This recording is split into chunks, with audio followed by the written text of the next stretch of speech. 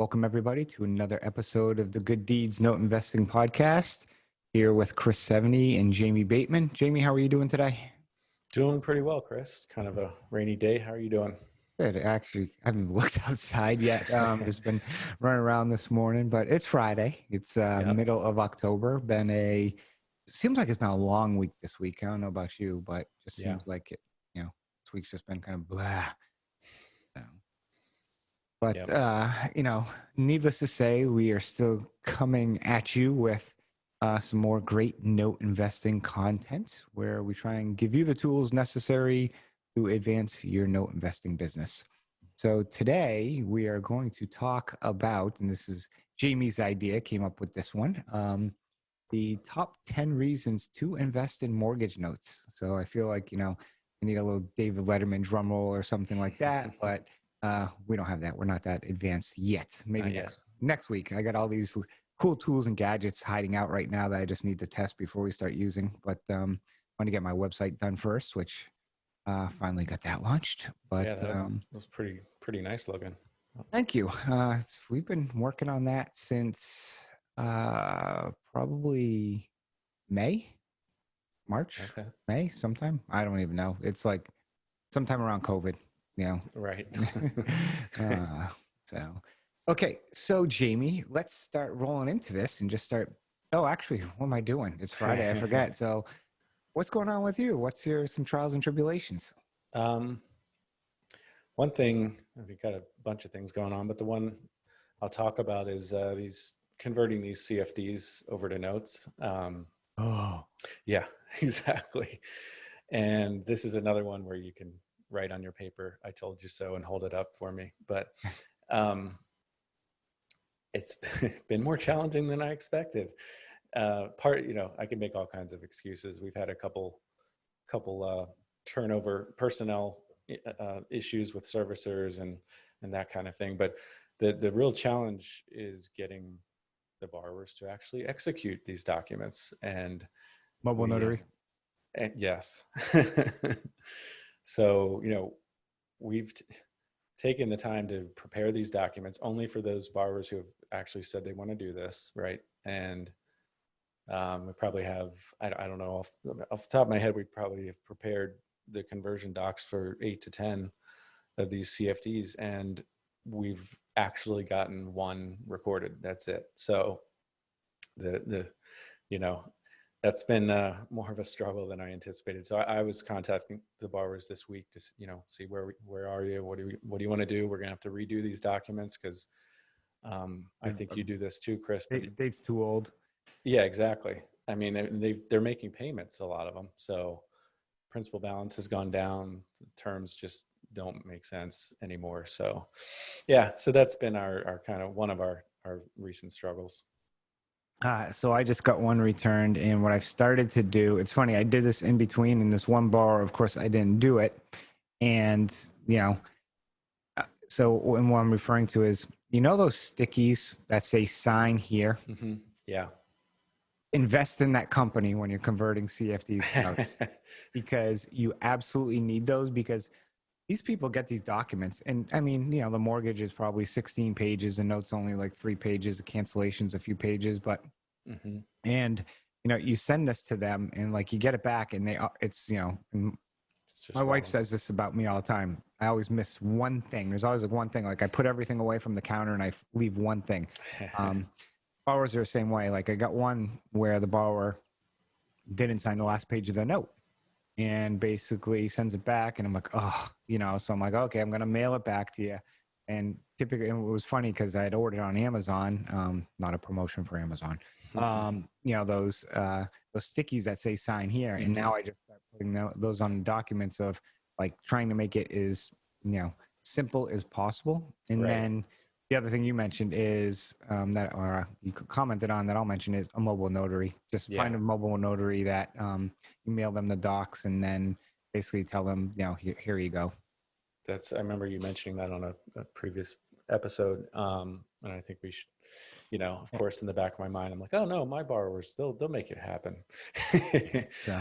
But yeah, I mean, we include a return envelope and everything. Just, And I'm pretty sure my wife uses those stickers too.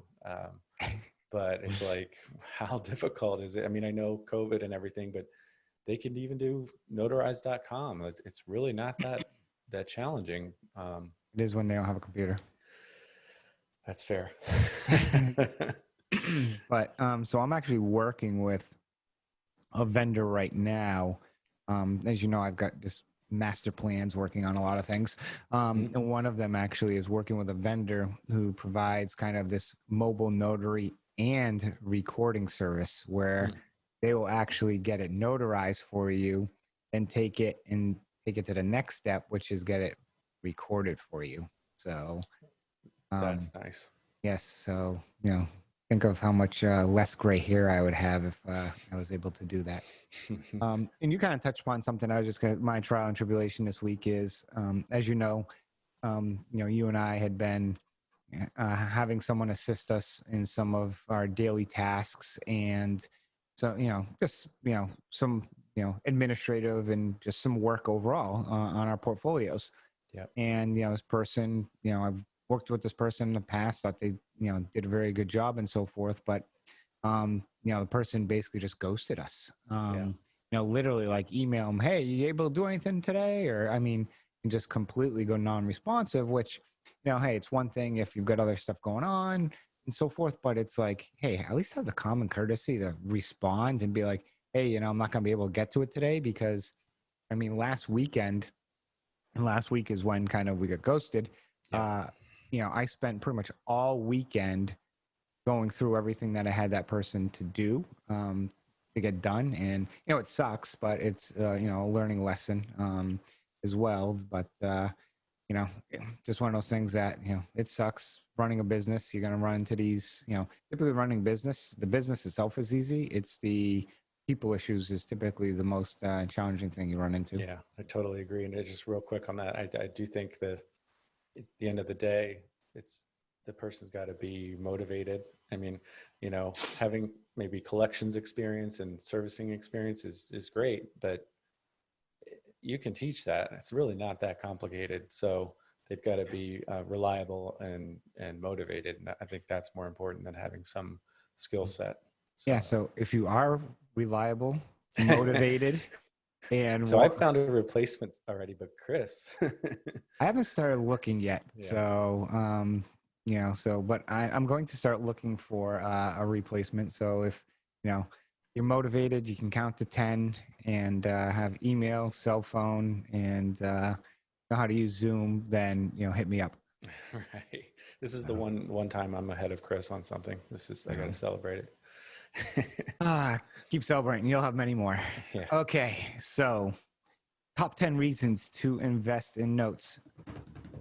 Drum roll. Nice. Actually, I have this sound box here that can make all these sounds. I just haven't programmed any in them. So eventually I'll get to it. Yeah. So Jamie, why don't you go through? What's one of the top reasons to invest in mortgage notes? Number one reason, in no particular order, but discounted pricing. I think this is a key one.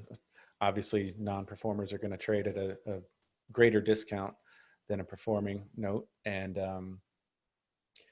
so you can potentially buy something that's theoretically worth more than you pay for it, if that makes sense. So if you're buying it less than par, you're buying it at a discount. And assuming you end up getting that principal balance back along with interest, that gives you some wiggle room to not only mitigate risk, but also obtain profit. So I think that's pretty key. There aren't that many, you can't go buy a stock at a discount. I know there are other certain stock strategies you can do with options and things like that. But to me, that's a pretty key one, is discounted pricing. Yeah. And it's, even in real estate today, nowadays, hard real estate, you want to go buy an asset and it might be, in a property that needs some work and so forth, which is kind of equivalent to a non-performing note. Those are not selling at a discount, So, yeah. So I'm going to, one I'll talk about is, the secured instrument and the collateral. Basically both of us primarily invest in first position notes, and you've got a note that's $100,000 face value and the property's worth $250,000. That's a secured investment.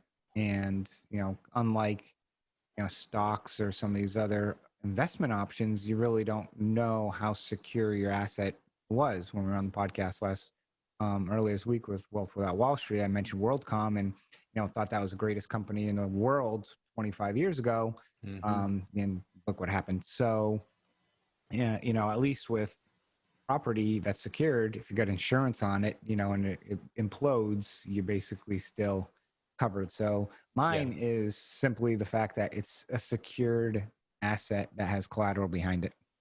Totally. I think that's a big one too. Next one is diversification, or another way to think of it is the fact that the asset and the performance of your investment are not tied to the markets. So this is one way that, you can define diversification many different ways. People normally think of diversification as, oh, well, I invest in the S&P 500, so I'm diversified. But this is a way to diversify, an investment, your all of your investments, diversify your portfolio outside of the stock market or the more traditional investments. And maybe you're a real estate investor, but you want to get into debt, debt investing, note investing. This is a way to help diversify your portfolio. So fairly straightforward. Yep. And kind of tag along with that is, diversification and, like you mentioned, correlation, which is, essentially it doesn't follow most other markets. The one I'd say for me that probably I look at the most as a note investor on the performing side, I'm curious what your thoughts are on this. I follow jobs reports.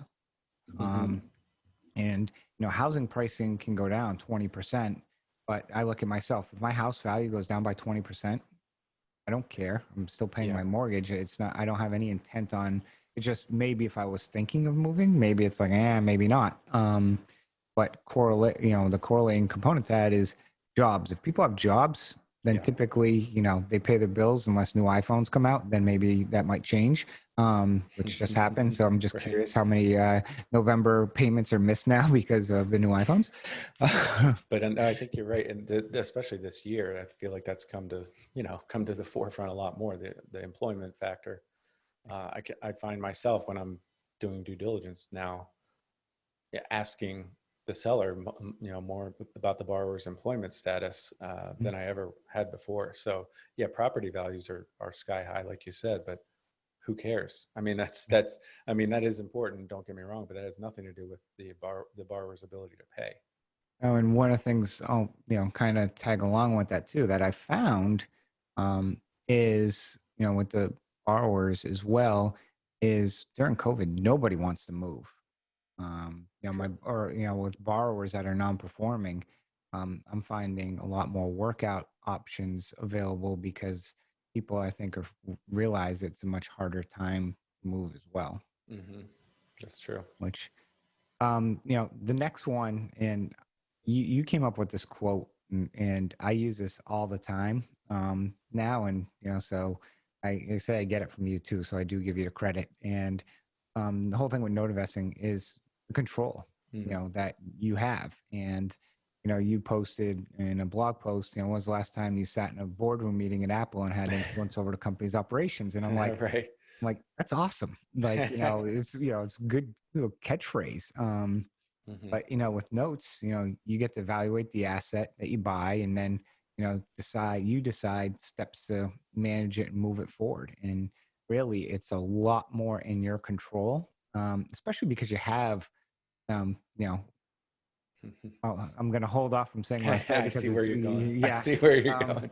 Yeah. So these two are tied together for sure. Yeah. So, but everything does have some trade-off over time, but the control factor of, that's why people like to be the bank, because you're in control. And a lot of times you'll say, who has the biggest building in every city? When you drive through every city, who owns the tallest building? And it's typically a bank because, he who holds the gold, makes the rules or whatever it is. And, you're basically holding the gold as the lender. Yeah, I think so. The next one is very well is tied to control. It's just multiple exit strategies and options, essentially. So you can't necessarily control exactly how the deal is going to go, but you're not always backed into a corner. So you do have many different possible exit strategies with if a note does go south. So if you've evaluated your collateral that we talked about earlier, if you've evaluated that properly, you've got potentially an exit through the property, and you can also do so that could be a deed in lieu or foreclosure. You can also do exit through the borrower, get them reperforming with a modification, or different strategies we don't need to go into in depth right now. But that's one thing that I really like about note investing as compared to some other types of maybe real estate investing. You're getting in pretty early in the process, if you will. You can look at it in different ways. You can look at it as a cycle, but you can also look at it as I'm getting in really early before this, earlier than maybe a rehabber or an REO investor is. And that gives you options. So not only do you have control, but you also have different exit strategies. So you're not really backed into a corner typically. So Yeah, that's a big one. And it's interesting because I got a call yesterday from another investor, and this is a woman who I think in 3 years is going to be rocking it pretty good. And she has a note that is basically was non-performing, and the borrower went through a forbearance plan or a trial payment plan where they made their 6 or 12 months of payments, and just the options for at that point in time. Do you take the arrears and roll it into a new UPB? Do you have it be a balloon payment at the end? Do you defer? How do you defer it? How long do you defer it? Do you provide any discount if they continue to pay over time? Just the options just there from that perspective. Just that one little part of the process, you have lots of options. Yeah. And it's more, and the question I got back to her was, well, what's your end goal? If you're going to hold this thing, you could, you could do many things. You could, put it at the end, then sell a partial, get your money back, then you get the balloon payment at the end, or you could roll it in, and then basically you got more flexibility because people bid us typically off UPB, and it would be more valuable right now. But there's so many creative financing ways. And that's one thing I love because I'm a numbers guy, just crunching numbers and options to kind of see how creative I can get. And sometimes I challenge myself to get crazy creative, and then I have to talk to Brian, and Brian basically brings me back down to earth and says, no, you can't do that. So do your borrowers even know that they're guinea pigs sometimes? I'm just kidding. But and we'll talk about it, I'm sure, later on. But at the end of the day, I try and make it a win-win. For everyone. So, kind of tagging along to that, your comment about the options for each asset. From an overall business strategy, there's so many options and strategies for note investing and the angles you can take. You can do seller financing transactions where maybe if you've got rehab experience, you pick up a property, rehab it, and sell it as owner financing versus renting. And then you could do it on a land contract or a note. You could acquire land contracts. There's the bank-owned notes that make their way from banks to hedge funds down to us. There's different position notes. There's first position notes. There's second position notes. There's unsecured notes. There's commercial notes. There's hard money loans. There's just so many different aspects of when you think about lending. Think about it's almost like number of credit cards. Essentially, like hey, I've got my Amazon card, I got my Apple card, I got my Best Buy card, I got my Visa, my MasterCard. It's almost like notes, and each one's a different option because you can do, hey, I'm buying from the hedge fund. Hey, I'm buying the seller finance note where somebody developed some land. Hey, I've taken an REO back that I'm going to resell on owner financing. There's just so many different strategies. And I was talking to Marco Barrio yesterday, doing a little prelude into the DME. And our conversation is on converting CFDs to notes. And Marco, it was funny, he was talking about how he's basically dipped his toes in everything to try to see what he likes. But his strategy is sending out mailers to people who do seller financing and trying to buy those notes. And he says, the thing I love the most is just talking to these people and kind of getting a pulse. I thought of him because I saw in an auction nearby, they have a machine that I guess you put your letters in envelopes and it automatically like folds a letter and I think sticks them in the envelope or something like that. And I was like, wow, that's pretty cool. That would be nice. Yeah, I remember him posting a picture of all these letters and envelopes. I was like, it looked like a lot of work. Yeah, so that's why I saw it and I was like, oh, I'm like thinking, wow, that would be a great job for my kids. Right. Yeah.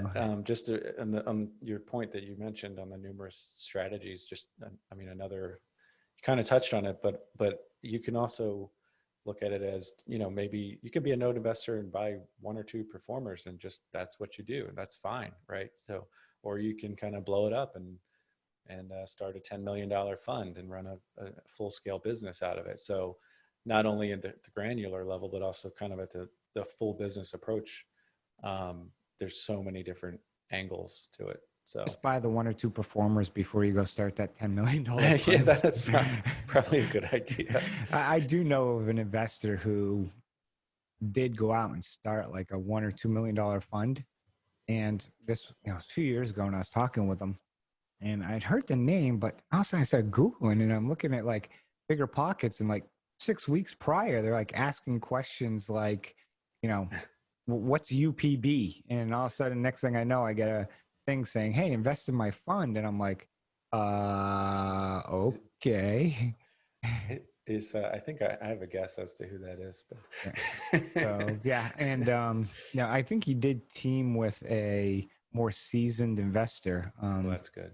But still, it just, anytime, I see that, it scared me. Yeah, it takes a while to learn all this stuff. I mean, you don't have to be an expert on everything, but there are a lot of moving parts. Yeah, it takes, there's a progression through, and that's actually another episode is the progression that you just can't jump from one to the other. I mean, people like to try and get ahead and, that 10X rule of trying to do 10 times as much, but you got to also make sure, you're running a little bit with the parachute. I see the athletes run where they have the parachute behind them. It slows them down a little bit.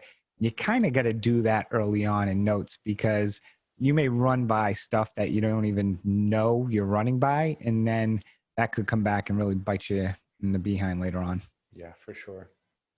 What's next? Number 7, opportunity on the horizon. So we're kind of pulling this from a blog post that I wrote, I think over a year ago. Edit that.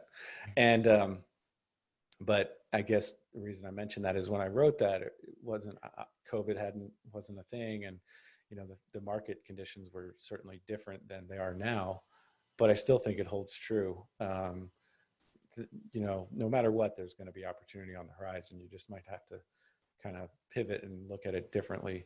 I don't think we're going to see the massive flood. We've talked about this on previous episodes, but a massive flood of non-performers like there was in 2009, 2010. But I do think there will be an increase for sure in the next couple of years. So to me, that's opportunity. And if not, take it a different angle, buy performers and sell partials, whatever you need to do. There's going to be opportunity in this space. So I think that's another reason to invest in mortgage notes. Well, it's interesting because I want to go back and listen to, did an episode, I think it was the end of 2019, like my top predictions for 2020. Oh, yeah. And honestly, I can't remember what any of them were.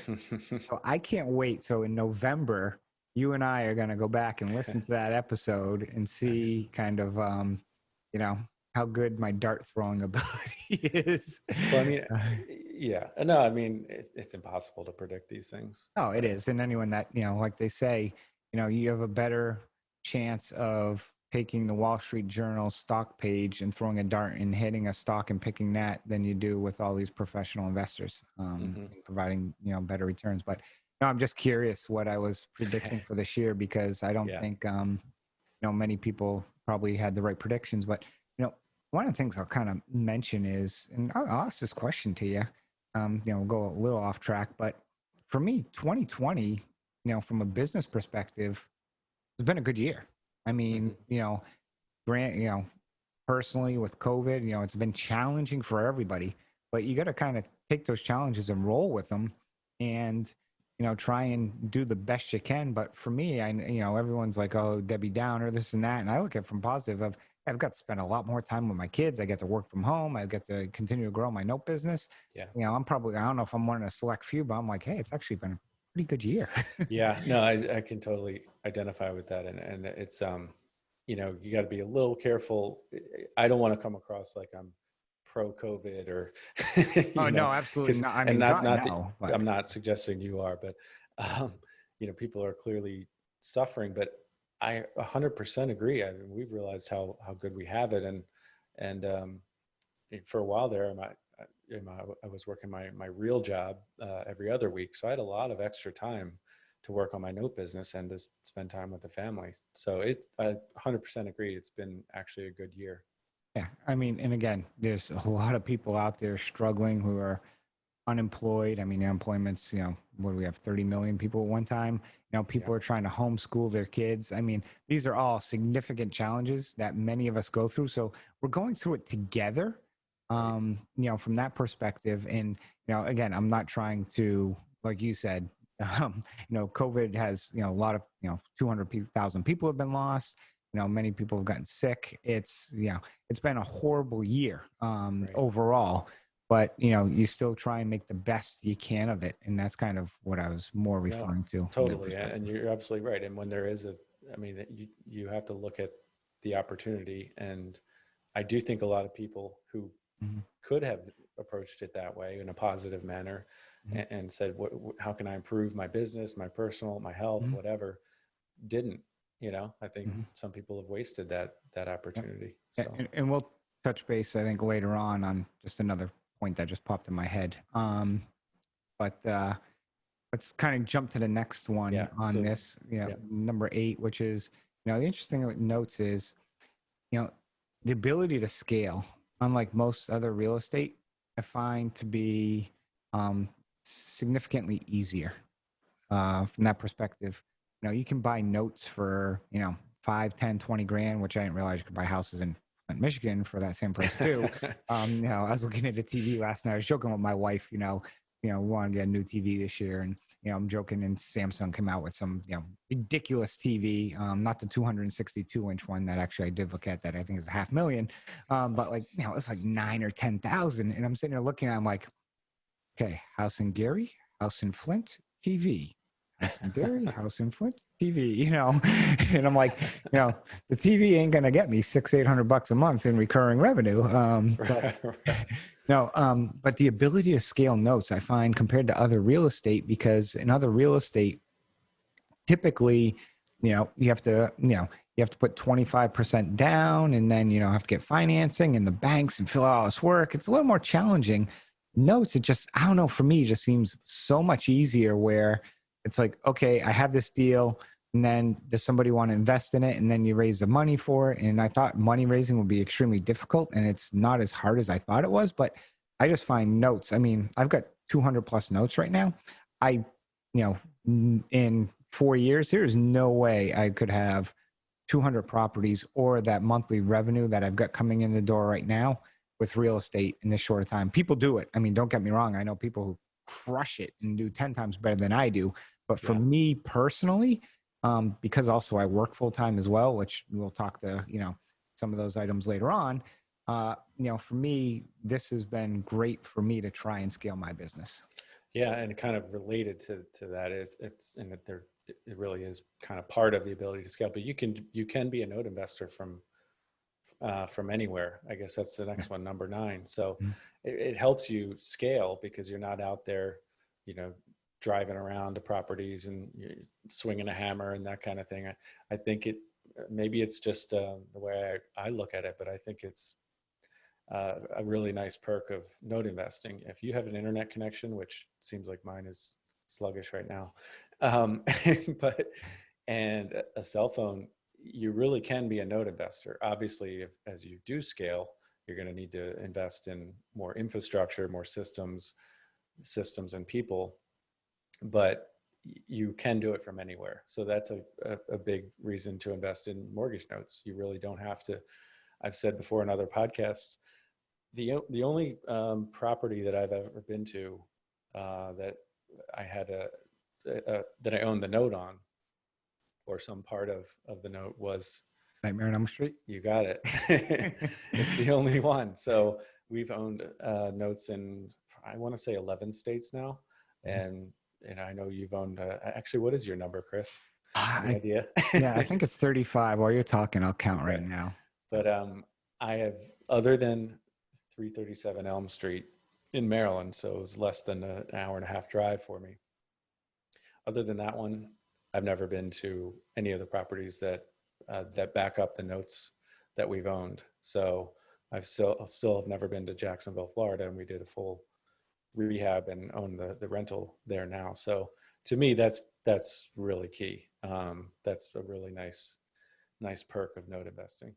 36 states. So Alabama, Arizona, Arkansas, California, Delaware, Florida, Georgia, Illinois, Indiana, Iowa, Kansas, Kentucky, Louisiana, Maine, Maryland, Michigan, Minnesota, Mississippi, Missouri, Montana, Nevada, New Hampshire, New Jersey, New Mexico, New York, North Carolina, Ohio, Oklahoma, Pennsylvania, South Carolina, Tennessee, Texas, Vermont, Virginia, West Virginia, and Wisconsin and Wyoming. So are you actively trying to grow that, or, I mean? Oh, absolutely going to get to 50. So I know you used to talk about that with Gail early on, but I didn't know if there were specific states you'd ruled out.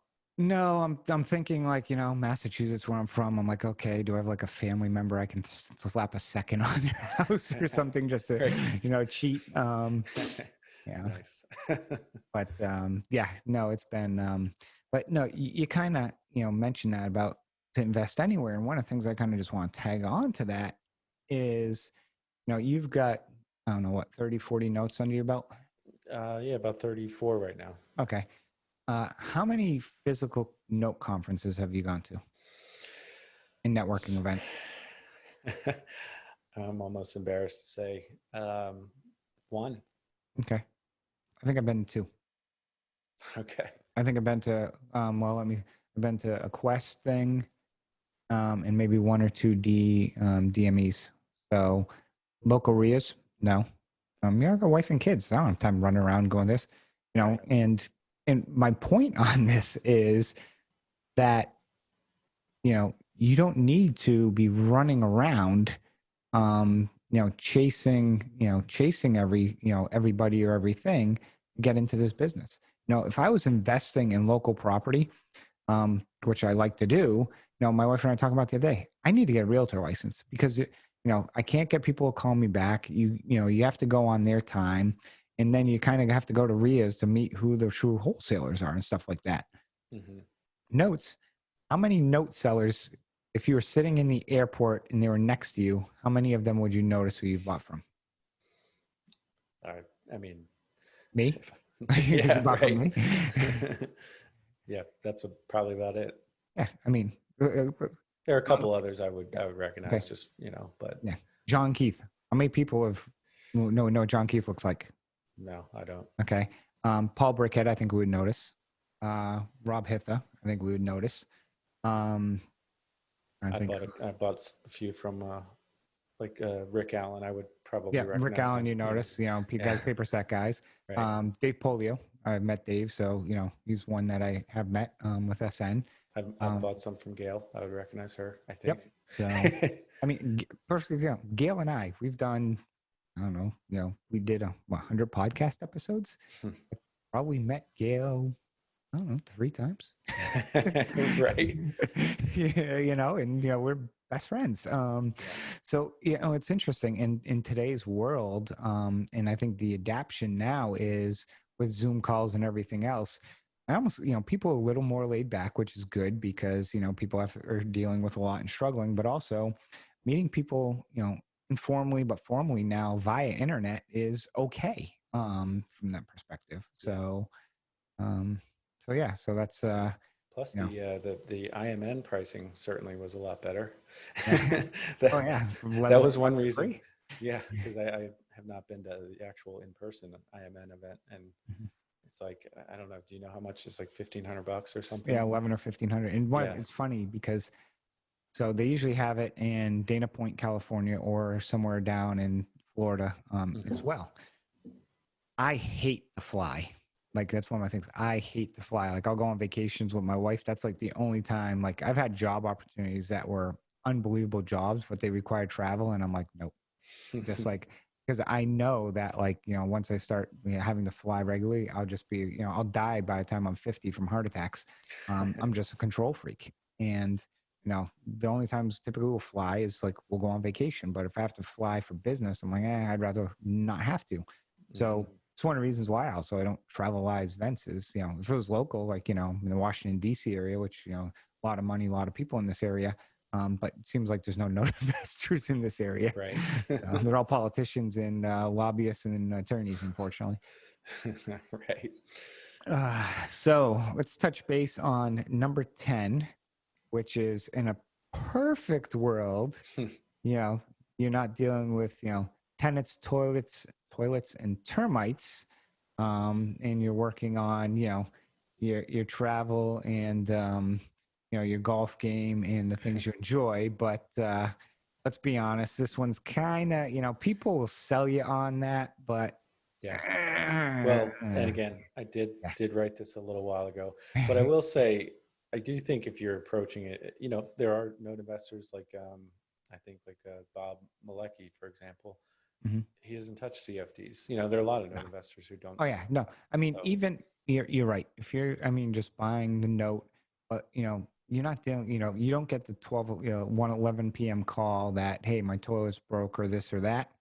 But you still eventually sometimes get the letter from the county that taxes aren't paid, the grass isn't cut, and right. You may not get the $10,000 water bill, but guess what? At the end of the day, you're still going to have to pay it because you take that property back. It's still your problem. So, but you're right in that sense. It's kind of, note investing is kind of like your servicer is like your property manager. So that's an important aspect. Yeah, I do think there is something you're dealing with the paper, not, especially if you're not into CFDs, you're not dealing with the property quite as much. But but you're absolutely right. It gets sold as something that it's not necessarily 100%, accurate. Yeah, that's it's almost like a politician put a little spin on that one, I think. But that's actually a good segue for we talked about next week doing reasons not to invest in note investment. Yeah, the top 10 reasons not to invest in note, or top 10 reasons why you shouldn't invest in notes. Yeah. I mean, I've got a bunch already. I'll have to write them down and kind of put my thoughts together from that perspective. But one of the things we didn't touch upon, and I was almost touched upon it earlier when we were talking about COVID and, how this year hasn't been too bad, is, the impact investing side of this. I'll let you give your thoughts first and I'll wrap up with mine. No, I totally agree. I have that on my website as well. I mean, you really are put in the position to help people. Now there's always the element that you can't help people if they're not willing to help themselves. But you told the story a couple episodes ago of the lady, who I think her son died, and that's just one example. It's an important one, but like you said, Bank of America is not going to be probably talking to her about that, and we're able to bring some flexibility, understand the situation much better than a big bank or even a big hedge fund. So trying to keep people in their homes. I mean, I think that one also gets sold sometimes a little too much, because sometimes it just doesn't work to keep people in their homes. But that is, for me, I speak for myself, that is my primary goal. I'm trying to keep them. I mean, I'm trying to make money. I'm trying to keep people in their homes. Like you said, win-win earlier. I really am trying to work toward a win-win solution. If keeping them in their home is not the best for them, I mean, that happened in our Jacksonville deal. It was, these people were living in terrible conditions. They needed to get out. I mean, it just wasn't good for them. So I still feel like that was a win-win. So we really can impact the community for good, and, you know, do good deeds, if you will. So I agree. Yeah, it's, you know, and during this time, you know, my philosophy has always been try to work with, if they want to play ball, we play ball, you know, and Yeah. see what we can do.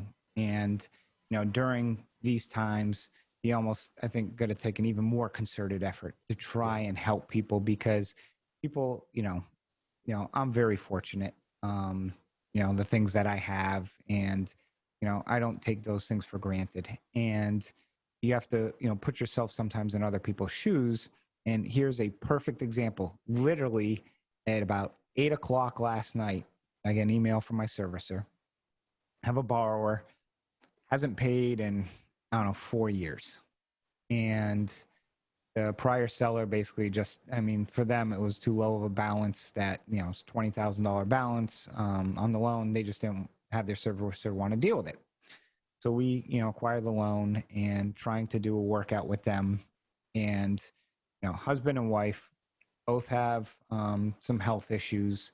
You know, one of them is, I think, they get like $500 a month combined, which, you know, thinking, you know, they're trying to live off $500 a month. And, you know, of course, $500 a month, you know, you can't, you know, you're not going to be able to afford your payment, which, you know, I think the payment's maybe $300 a month. I mean, actually, I think it's more like 5 or 6 actually. Which, you know, for this property is probably, you know, high, and there's, you know, some wiggle room in there. But, you know, the sons have both moved into the house, and, you know, are trying to, you know, basically save the property. From that perspective, they've been in there 20 years. And, you know, I got the paperwork last night. I haven't even looked at, you know, I quickly scanned it. I haven't gone through it, but, you know, I've already started legal. I already probably spent $1,000 on this thing and so forth. And, you know, so a lot of people will be of the opinion, well, you know, they got to put at least $1,000 down to get my money back that I spent on legal. And, you know, typically that's kind of a philosophy that I follow, but in some instances, you know, you may shift gears from that and try and figure out, okay, you know, what's the best situation, you know, for, you know, that's, and I don't know the answer yet. I got to go through everything, but, you know, the first thing pops in my head is, you know, I don't want, you know, and I tell most borrowers this, I'm like, I don't want your property. I mean, I invest in notes because, you know, I want a payment stream. I don't want to own a Yeah. property in, you know, you know, Hiawatha, West Virginia, or I don't know, somewhere. You know, what am I Right. going to do with it? You know, so Yeah. this is, you know, this is one of those areas where, you know, you can make a difference in people's lives. Yeah. I'll And give, sorry. oh no, go ahead. I got two really quick examples of this. If we have time. So I mentioned the one a couple episodes ago where it was CFD in Kansas City, Missouri, and I, you know, this was an elderly couple who ran a cleaning business, and COVID essentially put them out of business. And so we deferred. First, it was 2 months, and then it was 3 months. Just said, don't even worry about making your payment at all. I mean, these are not government-backed loans. I have no obligation to do that whatsoever. But, you know, people fall on hard times. So end of the day, they were so thankful, so appreciative. They dealt with the city to take care of the issues at the property. And I really feel like the one reason they were so responsive in fixing up the property was because we had worked with them. And they, first of all, they had more money to do that because they weren't making their payments.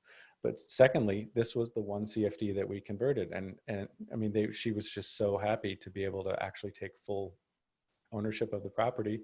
It's a performing loan, not a high, you know, high balance or anything, but just like you said, I'm not after the property.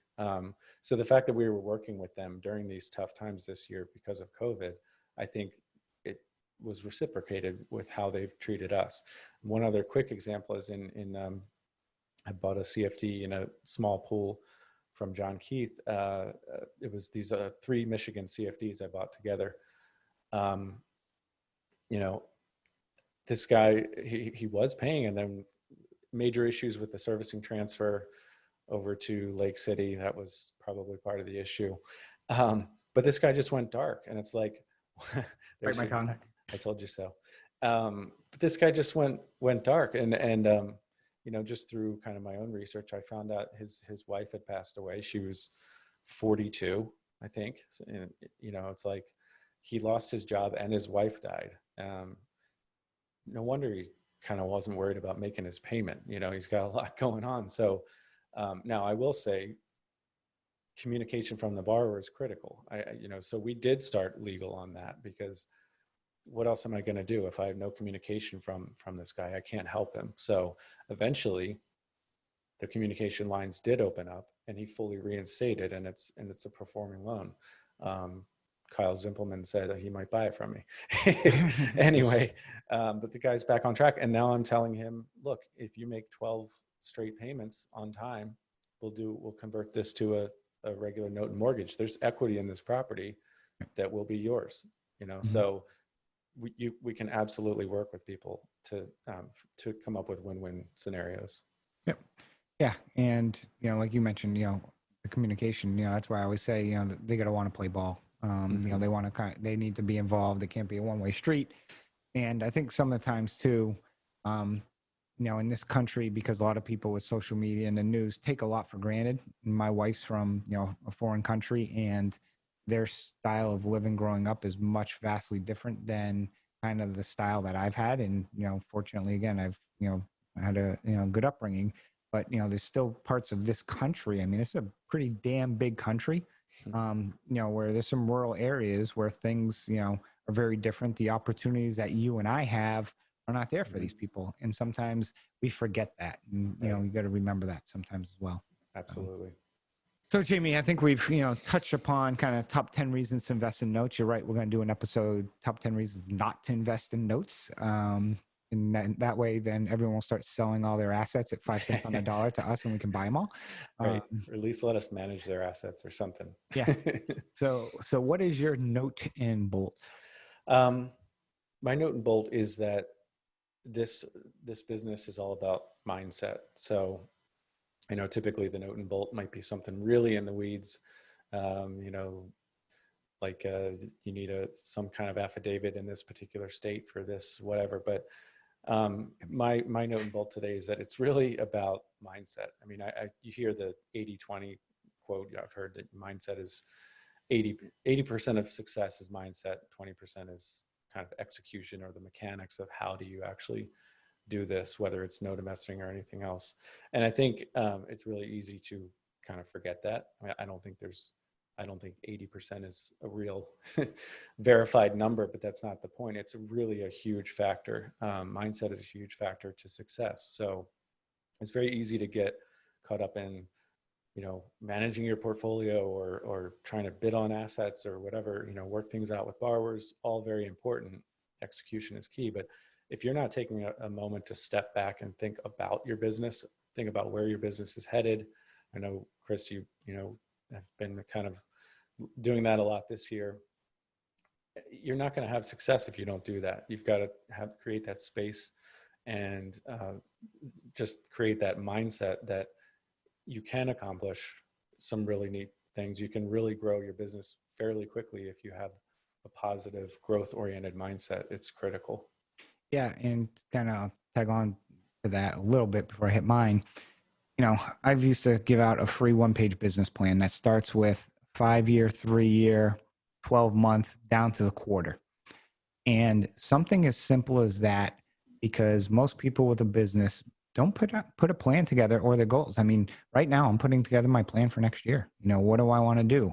You know, how many funds do I want to start? What are my goals for my business? And then you start with, okay, you know, I had a 5-year goal. Now next year, I'm working on next year. You know, how much do I want to raise? How many notes do I want to buy? What do I want my business to look like at the end of next year?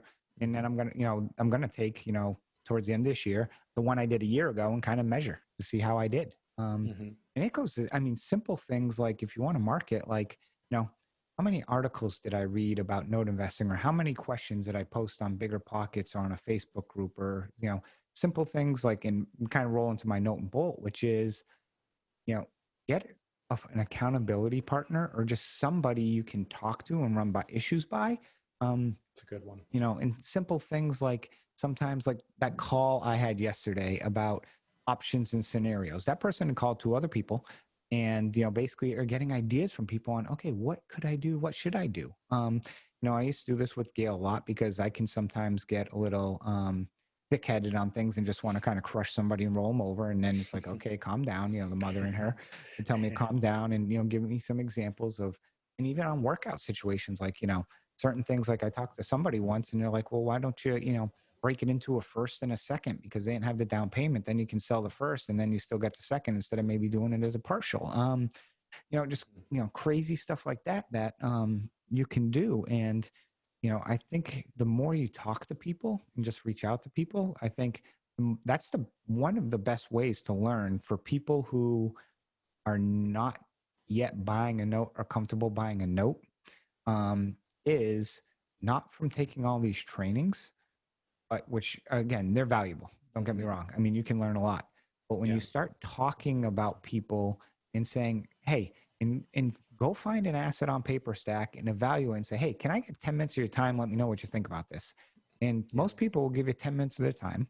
And then, you talk to you about it, then they talk to me about it, and I'm wrong and you were right, but then they can figure out what's going on, and stuff like that. But, those are the things that you'll pick up. And then, it might be something like, you brought up a good point about, foreclosure, and maybe I brought up a good point about, I don't know, the weather, but, in that area and getting it, preserved, who knows, but, something along those lines, because we're all, not everyone's excellent at everything.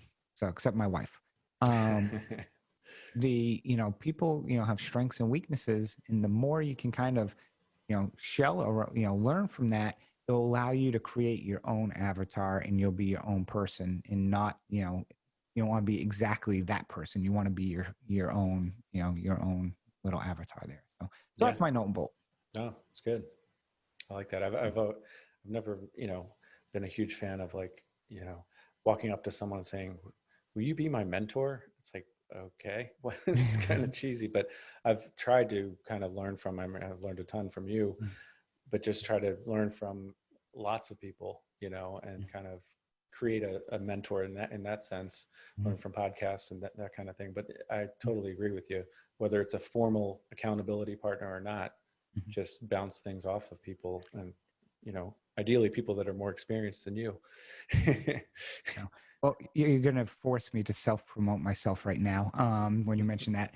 Because one of the things I did want to mention now you brought up is, you mentioned the new website that we launched. And, I'll just mention it here is, we kind of shifted, as I've gotten out of JV deals and, kind of run funds and that perspective, and then do the partials. But one of the areas I saw a huge gap in this business is from the training. You take a training and then, basically stepping in to buy a note and having somebody there for you during that process, which I'll call, a mentor for all intents and purposes. And that's something that, Seveney Investments has actually rolled out.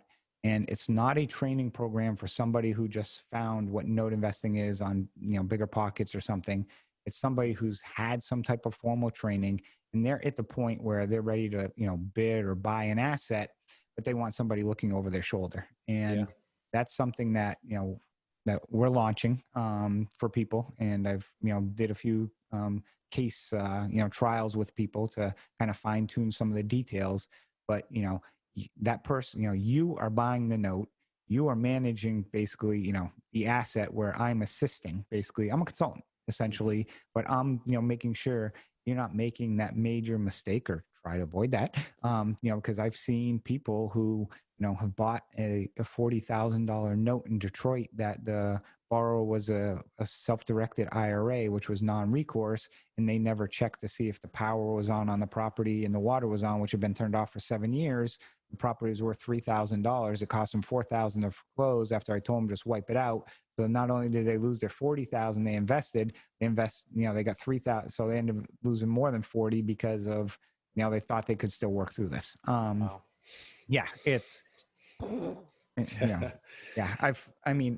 I can't tell people how many phone calls I get from people that have these horror stories. And, we talk about stuff, how we do well and so forth. But for every good deal, there's also many bad deals out there. And a lot of times it's because of that sponsor or, you know, some just not doing the right steps. And that's why I wanted to come out with this, is because I know a lot of people take training and they're like, I don't even know how to board a note. And, Yeah. basically we get you that step. We'll show you how, we'll work with you how to get the note boarded. We'll work with you how to get the documents recorded. We'll work with you on the asset management, whether the options are. So, well, just piggyback real quickly. I do two things. One, I think that's one thing that people really like about your podcast and your approach is that, just telling it like it is. There's not everything is perfect in this note investing world. So I don't think you'd be afraid to say like, don't do this deal, or this is where your risk is here. And then secondly, I absolutely think there's a huge need for this in the note kind of note investing marketplace, if you will. I mean, even for someone in my position, I've kind of been looking around for just different kind of intermediate to advanced training, if you will. There are lots of little intro programs, and then like you said, you kind of just get dumped into the real world, sink or swim, and that may not always be the best approach. Yeah. And I'll be honest, this is kind of just a stepping stone. I've got something, bigger, the Death Star. I'm trying to create the Death Star, is somebody mentioned. Shocked, Chris. But so I do want to say, like, here's the first person I worked with and kind of hit that point. So they had an asset in Pennsylvania that they were looking to acquire. And it was a line of credit that was in first position. And exactly. So let me tell you where I'm going with this.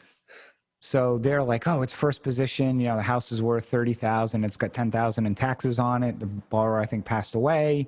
And basically they could acquire. It had $10,000 UPB on it, and payoff was like $20,000. So they could get it for like $4,000. So it's like, okay, I pay 10 in taxes. I'm in it for 20. Sells for 30. Still doing. And the guy actually wanted that. He's like, person's deceased. It's in my be a house. Actually, I'd renovate, maybe keep as a rental, whatnot. So, he's looking at it and stuff, and, gets a title report. Okay. I'm like, okay, you need to order a title report, and he already had eyes on the property. So I walked him through that step of, here are the options to order title reports. Here's the type you should order. So we get the title report, and lo and behold, first position note, I'll just use any bank, Wells Fargo, first position, original $20,000, dated, June 2nd, 2002. Then there was a second position note that was from Wells Fargo for $120,000 origination, dated the same day. Okay. So most people, would just look at that and be like, oh, I'm in first position. But when you look at the collateral, it was clearly evident the mortgages got recorded out of order. So I call Jillian Snyder, who's my attorney in Pennsylvania, who I love, who's also really expensive, but I tell her that all the time. But she's like, but am I worth it? So I'm like, dude, come back. And so I asked her, I said, hey, look, what would happen in this case? And I think she said three words: you would lose. Wow.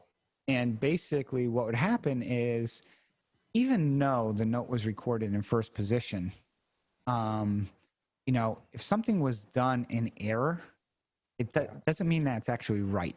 And, basically what they would do is, whoever owned that other note would just bring Wells Fargo in to testify.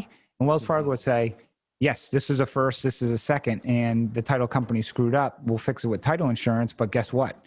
You'll lose. And then at first, which had $100,000 balance, it was actually already for closing. Then you end up getting wiped. So, because you're back, you're after the first 120. You're not first anymore where you have the first 10. You're after the first 120 on a $30,000 property. So, that is something that personally, I don't think a newer note investor may have picked that up. Right. So. Yeah, that's a good point. I mean, and in the world that we're, we often don't see second mortgages even when we're buying these firsts. So that's an interesting scenario for your first, I guess, consulting test. But Oh, it was fun. It was, and yeah, it's something I never experienced too, but yeah, I knew who to go to. And, right, you know, we got to wrap up, but yeah, what I'll mention though is I'm actually doing some due diligence on some seconds that becomes first that have also been charged off. And my head is exploding right now because you're dealing with charge offs, you're dealing with statute of limitations. When was the last payment? It is crazy understanding some of this stuff. And I'm afraid to see how much of a bill I've raked up with Brian Gallagher right now, going through some of this stuff to try and understand it, because that I think is potentially an opportunity that we're going to see, because I know PNC and some of these other lenders from a decade ago have a lot of this paper that they're looking to move off their books. So Gotcha. good. Well, we actually, that was a long episode. Yeah. Any final thoughts before we wrap up and I tell everyone to follow us on iTunes, Stitcher, Google Play, and all these other places? No, we're good to go. Okay. Well, thank you all for listening to this episode of the Good Deeds Note Investing Podcast. And as always, go out and do some good deeds.